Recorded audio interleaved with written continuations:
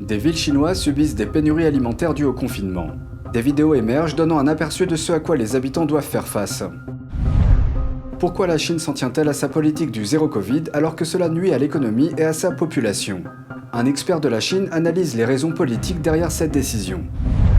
Nous examinons les différences entre les églises clandestines de Chine et celles autorisées par l'État chinois. Bonsoir et bienvenue dans Regard sur la Chine. Shanghai a fait la une des journaux en raison des pénuries de nourriture provoquées par son confinement. Mais le problème du manque d'approvisionnement ne se limite pas à cette seule ville. Les habitants du nord-est de la Chine affirment que leur situation est encore pire, étant donné le manque d'attention et de couverture médiatique du monde extérieur. La province de Jilin a été placée en confinement à la mi-mars. Bien que certaines villes de cette province affirment avoir atteint l'objectif de 0 cas de la Chine, dans certains quartiers, les restrictions contre le virus n'ont pas été levées. À cause de cela, certains habitants disent qu'ils ont du mal à trouver de la nourriture. Une séquence de la ville de Changchun est sortie mercredi. On y entend une petite fille pleurer pour avoir de la nourriture, tandis que sa mère appelle des agents du bâtiment pour demander de l'aide. It's almost 1 a.m., still no food delivery.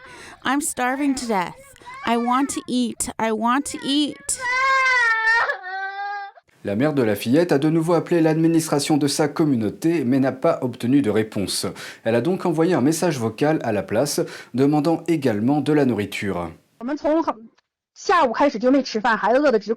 We haven't eaten since this afternoon. My daughter is so hungry, she's crying.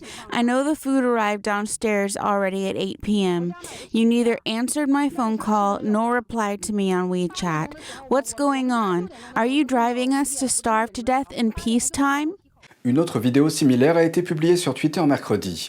On y voit une autre personne à la recherche de nourriture. Je n'ai vraiment pas de nourriture. Je suis toujours en train de manger des nouilles instantanées.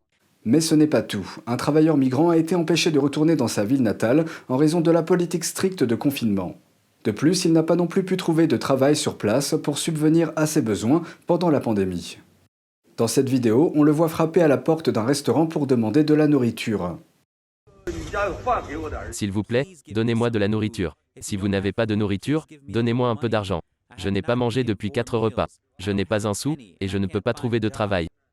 Le restaurant a reçu l'ordre de fermer sous le confinement. Mais le propriétaire avait encore quelques réserves de nourriture. Il a donné à l'homme des crêpes et de l'argent.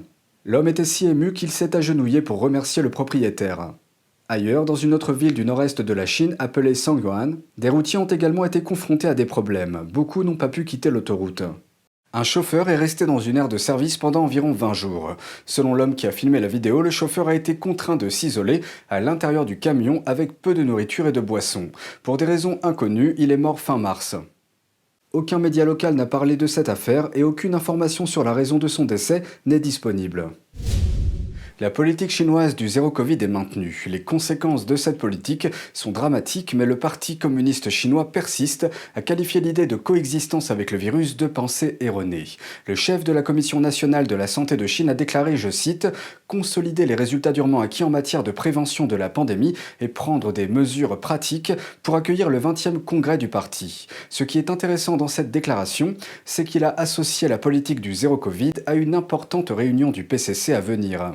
Le 20e congrès du parti est la réunion au cours de laquelle Xi Jinping cherchera à obtenir un 3e mandat. Il y a environ 10 ans, Xi Jinping est devenu le président de la Chine et le chef du parti communiste. L'issue de cette soi-disant élection ne dépend pas du vote des citoyens, mais plutôt le résultat d'une lutte politique au sein du parti. Alors pourquoi la politique du zéro Covid est-elle associée à cette réunion? Cette mesure pourrait-elle être motivée par la politique plutôt que par le bien-être du peuple chinois? Un expert vétéran de la Chine nous a donné quelques éléments de réponse. Selon lui, la question du succès de la politique du zéro Covid a un impact direct sur la possibilité pour Xi Jinping d'obtenir un 3e mandat. Il considère la prévention réussie de la pandémie par le biais de la stratégie zéro Covid comme l'une de ses 3 grandes réalisations politiques. Il ne permettra pas qu'une autre stratégie prenne la place de la stratégie zéro Covid. Si cela se produisait, cela équivaudrait à ce que Xi Jinping annonce qu'il a fait une grave erreur dans la prévention de la pandémie. Cela deviendrait un obstacle majeur pour lui pour obtenir un 3e mandat. Les confinements résultant de la politique du zéro Covid ont eu un impact sur l'économie chinoise. Les usines sont fermées, les ventes au détail ont diminué en mars par rapport à l'année dernière. Les gens sont confinés chez eux, ils ne peuvent pas acheter de produits alimentaires, ils sont affamés. Certains ont même mis fin à leur jour parce que le confinement est trop dur à supporter pour eux. Pourquoi Xi Jinping s'en tient-il à la politique du zéro Covid alors qu'elle nuit à l'économie et au peuple chinois? Selon Tang, Xi va ignorer toutes les conséquences tant que cela lui permettra de conserver le pouvoir. Les responsables du PCC ont toujours eu ce genre de pensée. Le PCC essaiera d'atteindre ses objectifs politiques ou de maintenir son pouvoir à n'importe quel prix parce que s'il perd son pouvoir, il ne pourra jamais le récupérer. Si l'économie est ruinée, ils peuvent toujours essayer de la récupérer lentement à l'avenir. Même si la vie et la santé des gens sont affectés, ce n'est pas important. Tang pense que la Chine s'en tiendra à la politique du zéro Covid au moins jusqu'à la fin du 20e congrès du PCC, c'est-à-dire en novembre de cette année. Ensuite, nous aimerions prendre un moment pour faire le point sur une autre situation à la demande de certains de nos téléspectateurs. Ils nous ont demandé quelle était la situation actuelle des chrétiens en Chine compte tenu de la persécution des croyants par le Parti communiste chinois ou PCC dans le pays aujourd'hui.